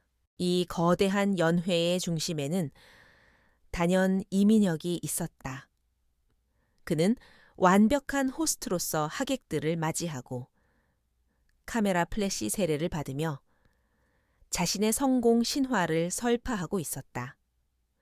그의 얼굴에는 자신감 넘치는 미소가 떠나지 않았지만 그의 내면은 살얼음판 위를 걷는 듯한 긴장감으로 가득했다. 이 화려한 파티는 그의 인생에서 가장 중요하고 위험한 거래를 위한 거대한 위장이었기 때문이다. 그는 틈틈이 손목시계를 확인하며 홀 한쪽 구석에 서 있는 윤성호와 눈빛을 교환했다. 지금 이 순간에도 백화점 지하의 가장 안전한 금고에서는 그의 부하들이 수천억 원에 달하는 검은 돈을 해외로 송금하기 위한 마지막 준비를 하고 있었다. 그는 헬레나 강이라는 성가신 유령이 사라졌다고 믿었다. 결국은 자신의 힘과 부 앞에 겁을 먹고 도망쳤을 것이라고. 오늘 밤의 거래만 성공하면 그는 모든 것을 털고 새로운 제국을 건설할 수 있을 터였다. 하지만 그는 깨닫지 못하고 있었다. 자신이 쳐놓수 혼 거미줄의 한가운데에 앉아 있는 것은 먹잇감이 아니라 바로 자기 자신이라는 사실을 강유진과 그녀의 팀은 이미 파티장 곳곳에 유령처럼 스며들어 있었다. 일부 팀원들은 케이터링 직원 복장으로 음식과 음료를 나르고 있었고 다른 일부는 방송국 스태프로 위장하여 카메라와 조명을 점검하고 있었다. 심지어 홀의 경비를 서고 있는 인원 중 몇몇은 이미 강유진의 팀원들과 교체된 상태였다. 강유진 자신은 파티의 소음이 닿지 않는 백화점 5층의 중앙 통제실에 있었다. 그녀는 더 이상 화려한 헬레나 강도, 초라한 행인도 아니었다. 머리를 단정하게 묶고 활동하기 편한 검은색 전술 복장을 한 그녀는 수십 개의 모니터를 응시하며 작전 전체를 지휘하고 있었다. 그녀의 귀에 꽂힌 인이어에서는 팀원들의 위치 보고가 실시간으로 들려왔다. 그녀는 이 거대한 쇼에 보이지 않는 연출가였다. 긴장감이 서서히 고조되고 있었다. 파티장의 화려함과 그 아래에서 벌어지는 은밀한 범죄 준비, 그리고 그 모든 것을 끝내기 위한 수사팀의 조용한 움직임이 아슬아슬한 대조를 이루었다. 하객들은 눈앞의 화려함에 취해 웃고 떠들었지만 단 몇 미터 아래에서 벌어지고 있는 거대한 범죄와 그것을 막기 위한 거대한 작전의 실체는 꿈에도 알지 못했다. 그들은 자신들이 역사의 현장에 서 있다는 사실을 전혀 인지하지 못했다. 작전의 성공을 위한 마지막 열쇠는 의외의 인물이 쥐고 있었다. 강유진이 약한 고리로 지목했던 VVIP 라운지의 오수진 대리. 수사팀은 그녀의 도박 빚을 해결해주는 대가로 그녀를 회유하는 데 성공했다. 그녀는 이민혁에 대한 두려움과 자신의 미래에 대한 불안감 속에서 결국 정의의 편에 서기로 결심했다. 그녀의 임무는 파티가 절정에 이르렀을 때 지하금고의 보안 시스템을 잠시 무력화시킬 수 있는 마스터키를 팀에게 전달하는 것이었다. 파티가 절정에 달했다. 사회자가 웅장한 목소리로 파티의 주인공인 이민혁 이사를 무대 위로 초청했다. 모든 조명이 꺼지고 단 하나의 스포트라이트가 무대로 향하는 그에게 쏟아졌다. 하객들의 우레와 같은 박수 소리가 홀을 가득 메웠다. 이민혁은 그 순간 세상의 왕이 된 듯한 기분을 느꼈다. 이 무대는 그의 성공과 권력의 정점이었다. 그리고 그것은 그의 부하들에게 마지막 송금을 개시하라는 신호이기도 했다. 이민혁이 연단에 서서 마이크를 잡았다. 그는 감격에 찬 표정으로 자신의 성공과 엘리시안의 미래에 대한 연설을 시작했다. 그의 목소리는 자신감과 오만함으로 가득 차 홀 전체에 울려 퍼졌다. 존경하는 내외 귀빈 여러분, 오늘 이 영광스러운 자리에 함께 해주셔서 진심으로 감사드립니다. 우리 엘리시아는 바로 그 순간 중앙 통제실에 있던 강유진의 눈이 서늘하게 빛났다.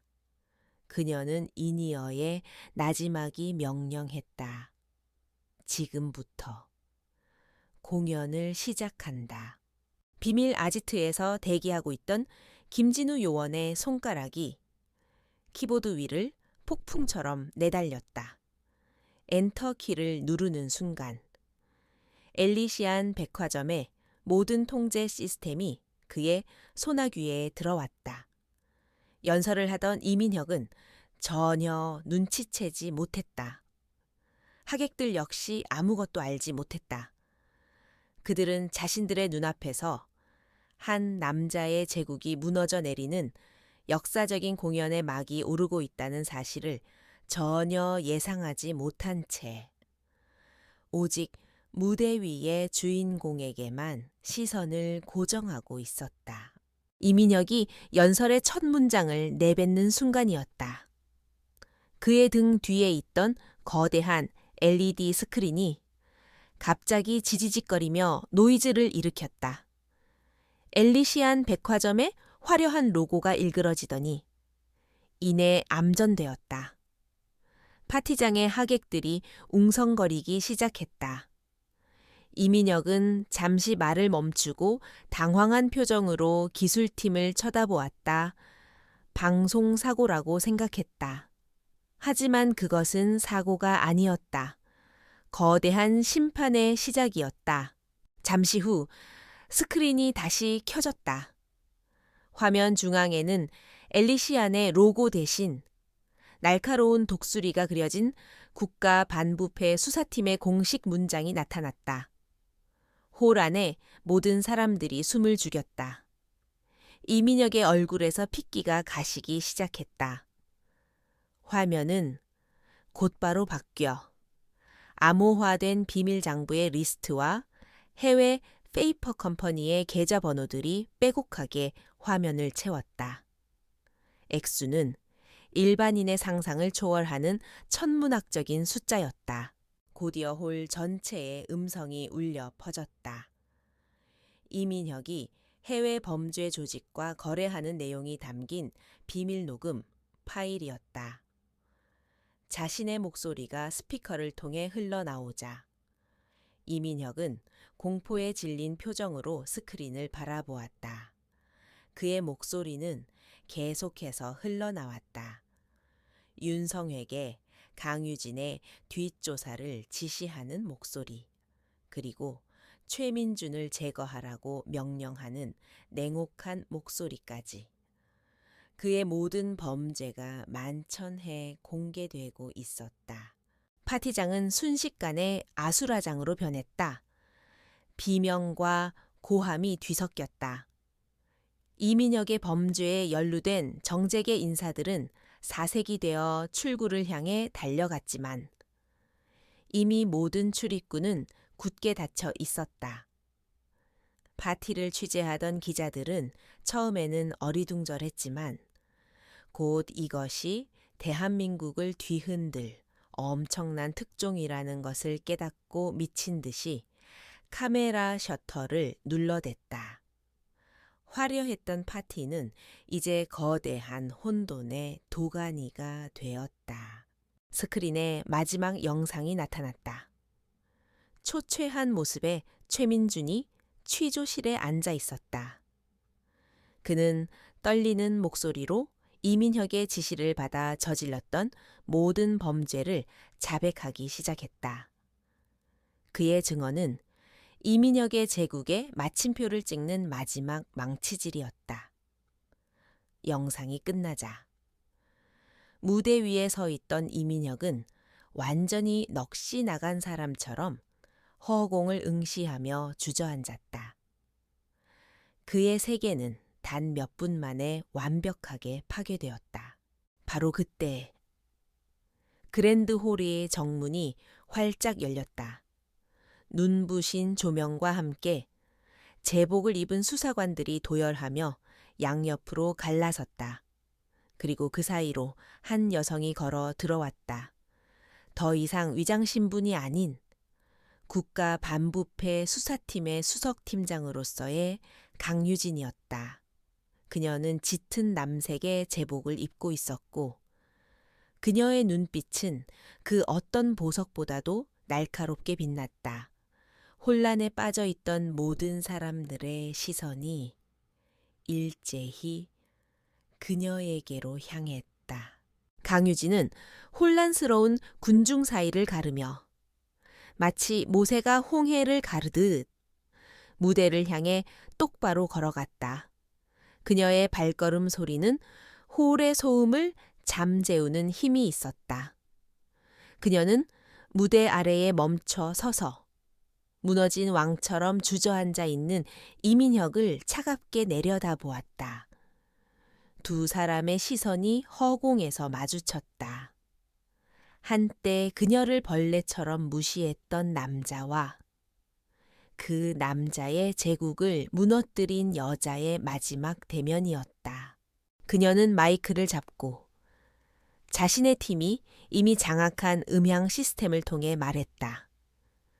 그녀의 목소리는 차분했지만 홀 전체를 지배했다.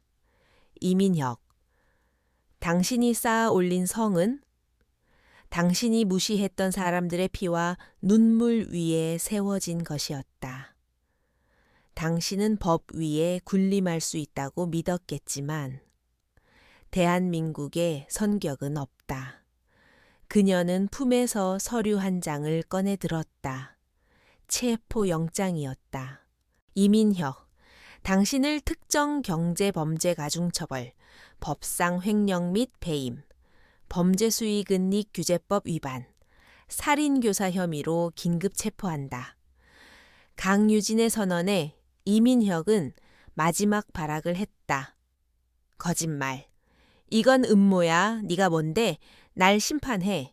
그의 외침은 그러나 공허한 메아리가 될 뿐이었다. 수사관들이 무대 위로 올라가 그의 팔에 차가운 수갑을 채웠다. 한때 도시의 제왕이었던 남자는 자신이 가장 빛나던 순간에 가장 비참한 모습으로 모두의 앞에서 몰락했다. 작전은 거기서 끝나지 않았다. 강유진의 팀원들은 파티장에 섞여 있던 이민혁의 핵심 공범들을 하나씩 체포하기 시작했다. 윤성호를 비롯하여 뇌물을 받고 그의 뒤를 봐주던 정치인과 고위 공무원들까지 그들의 화려한 가면이 벗겨지고 범죄자의 민낯이 드러나는 순간이었다. 엘리시안의 그랜드홀은 이제 심판의 장이 되었다.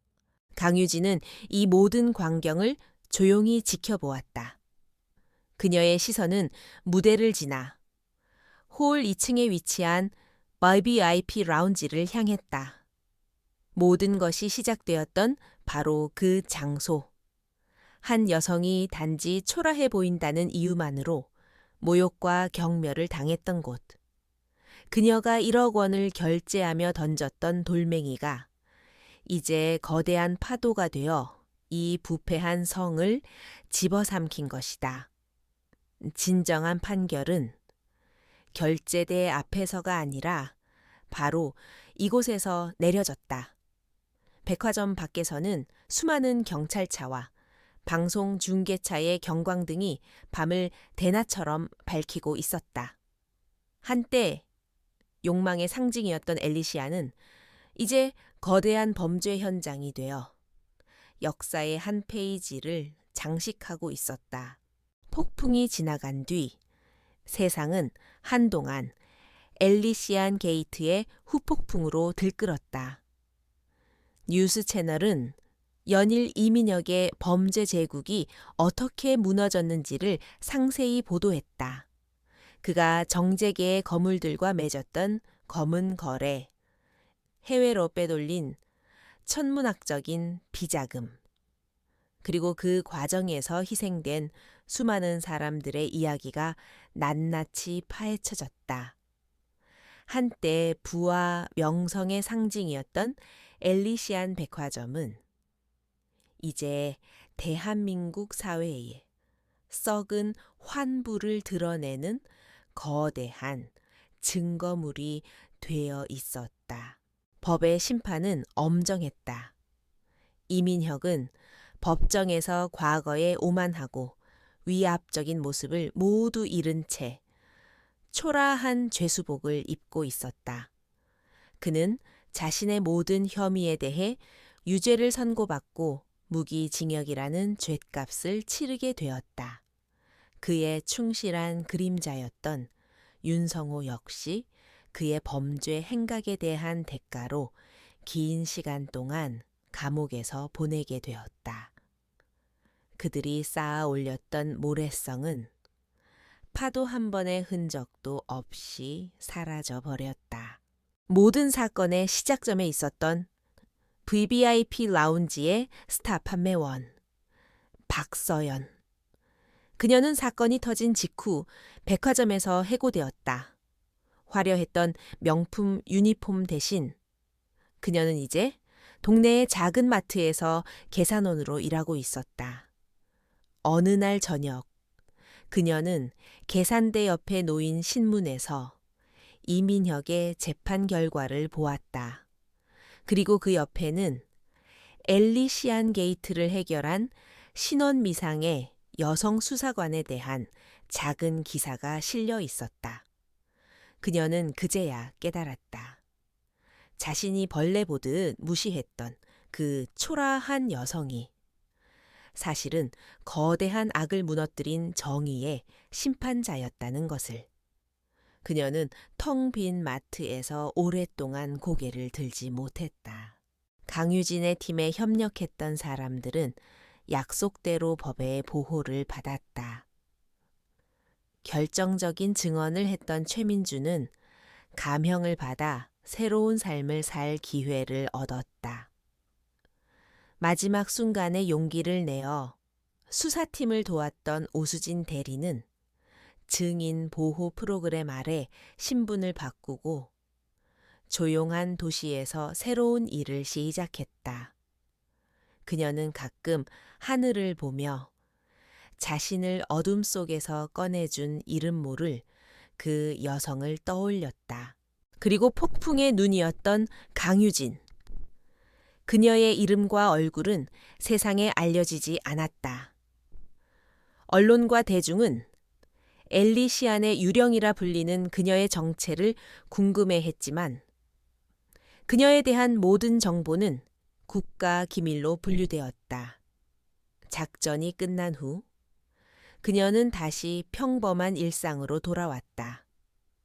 그녀는 여전히 낡은 오피스텔에 비밀 아지트로 출근했고 동료들과 함께 다음 사건 파일을 검토하고 있었다. 그녀에게는 영웅이라는 칭호도 대중의 찬사도 필요 없었다. 어느 늦은 오후 그녀는 사무실 창가에 서서 멀리 보이는 도시의 스카이라인을 바라보았다.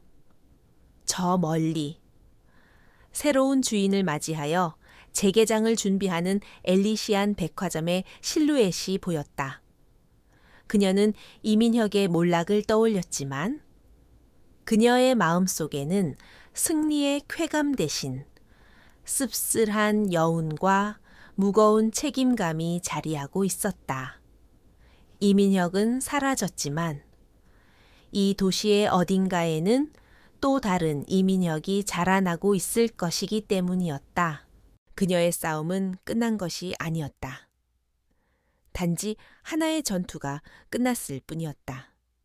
그녀는 이 사회에 보이지 않는 곳에서 썩어가는 부위를 도려내는 외과 의사와 같았다.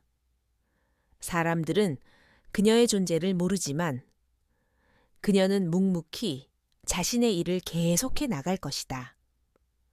그것이 그녀가 스스로 선택한 삶의 방식이자 숙명이었다. 그녀는 조용히 돌아서서 자신의 책상으로 향했다. 책상 위에는 새로운 사건 파일이 그녀를 기다리고 있었다. 퇴근길. 강유진은 평범한 직장인들 틈에 섞여 지하철에 몸을 실었다. 맞은편에 앉은 젊은 여성이 스마트폰으로 뉴스를 보고 있었다. 화면에는 정의는 살아있다. 엘리시안 게이트 그 후라는 헤드라인이 떠 있었다.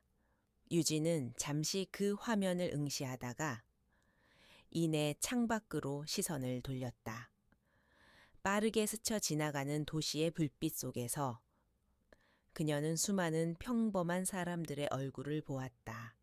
자신이 지켜야 할 것은 바로 저 평범한 사람들의 소박한 일상이었다.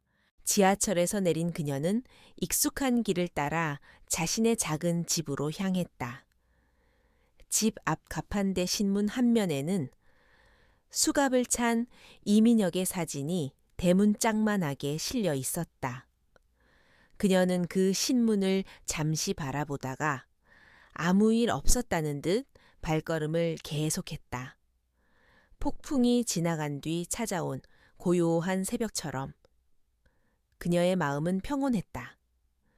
진정한 힘은 화려한 겉모습이 아닌 묵묵히 자신의 길을 걷는 내면의 견고함에 있다는 것을 그녀는 알고 있었다. 그녀의 발걸음은 보이지 않는 정의의 길을 향해 조용히 그리고 단호하게 이어지고 있었다.